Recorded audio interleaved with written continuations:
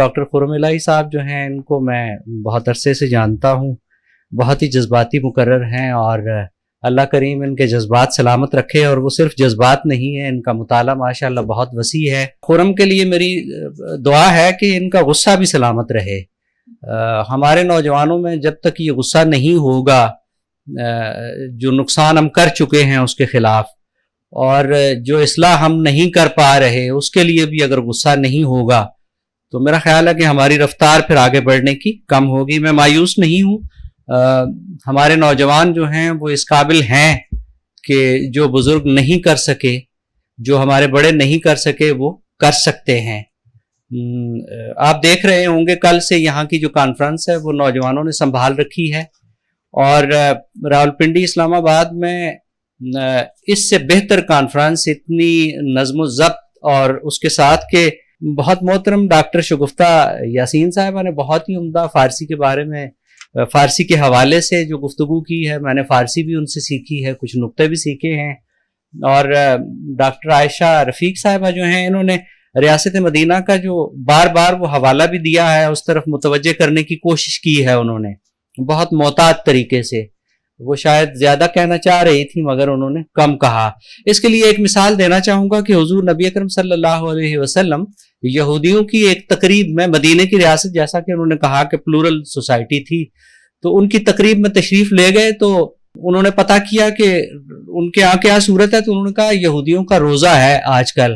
تو حضور نبی اکرم صلی اللہ علیہ وسلم حالانکہ رمضان شریف نہیں تھا، لیکن یہودیوں میں تقریب میں جانے کے لیے اس دن روزہ رکھ کے گئے تھے۔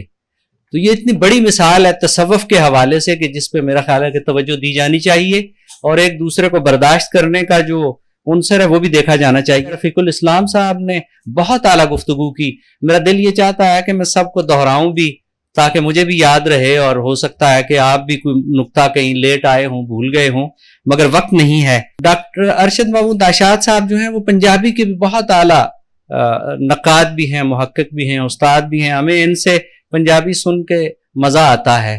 ابھی آپ نے دیکھا ہوگا کہ حضرت سلطان باہو علیہ الرحمہ کا کلام انہوں نے کس خوبصورتی سے پڑھا ہے۔ یہ جو خواندگی ہوتی ہے، یہ جو پڑھنا ہوتا ہے، اس کی بھی بڑی حیثیت ہے۔ جب تک آپ ٹھیک پڑھیں گے نہیں تو بات نہیں بنے گی۔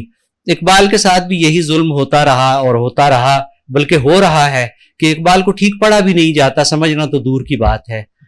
دو نقطے صرف بیان کروں گا اور اجازت چاہوں گا۔ ایک یہ کہ ایشیا دنیا کا سب سے بڑا بر اعظم ہے، اور کم و بیش رقبے کے لحاظ سے دنیا کا نصف ہے، اور آبادی کے لحاظ سے نصف سے بھی زیادہ ہے۔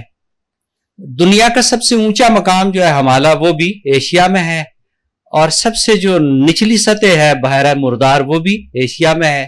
علامہ اقبال کے ہاں ایشیا کو بہت اہمیت حاصل ہے۔ آپ اگر ان کے فارسی میں جائیں گے، وہ خاور کا لفظ استعمال کرتے ہیں، اس کا سبب ہے۔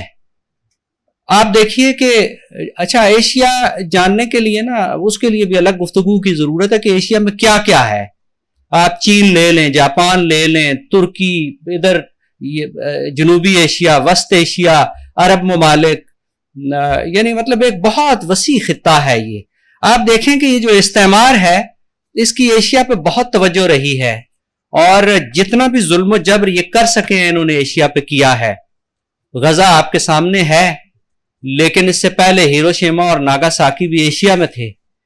تو استعمار ہماری اس قوت سے ڈرتا ہے، جو میرا یہ ذاتی خیال ہے، ممکن ہے آپ کو اس سے اختلاف ہو، ہماری جو صوفیانہ روایت ہے وہ اتنی مضبوط ہے کہ اس سے استعمار کو بڑی تکلیف ہے، کیونکہ عوام کو مربوط رکھنے اور ایک دوسرے کے ساتھ جوڑ کر رکھنے کی جو قوت تصوف میں ہے، وہ شاید اب کسی اور پیراڈائم میں یا کسی اور قصے میں نہ ہو۔